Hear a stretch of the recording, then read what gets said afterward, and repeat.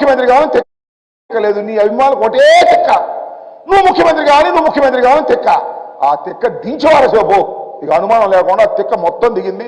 40 సీట్లకు పోటీ చేస్తాను. నమ్మండి అయ్యా జన సైనికులారా, కాపు సోదరులారా, నమ్మండి.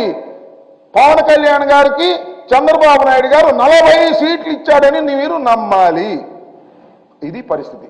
నేను అడుగుతా ఉన్నా, సీఎం సీఎం సీఎం అని కేకలేసి గొంతు చించుకున్నటువంటి పెద్దలు ఉన్నారే పాపం, కాపు సోదరులు, జన సైనికులు, వాళ్ళకి మీటింగ్లకు వెళ్ళి రేపు అది ఎక్కడన్నా తాడేపల్లిగూడెం జరుగుతుంది.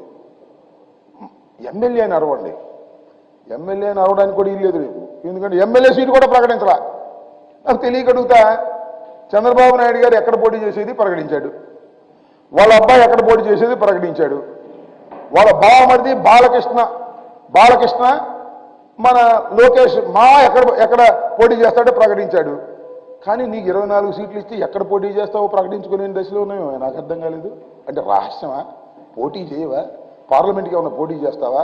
ఎందుకులే గొడవని మళ్ళీ సీఎం అంటారేమో నీ అభిమానులు అని చెప్పేసి చంద్రబాబుని సీఎం అనిపించడం కోసం పార్లమెంట్కి పోటీ చేస్తావా? What is this? ఏమిటి కన్ఫ్యూజన్? Total confusion. ఇవాళ తెలుగుదేశం జనసేన టోటల్ కన్ఫ్యూజన్ గా ఉంది. మీరు ఒక్కసారి ప్రెస్ మీట్ చూస్తే అర్థమైద్ది.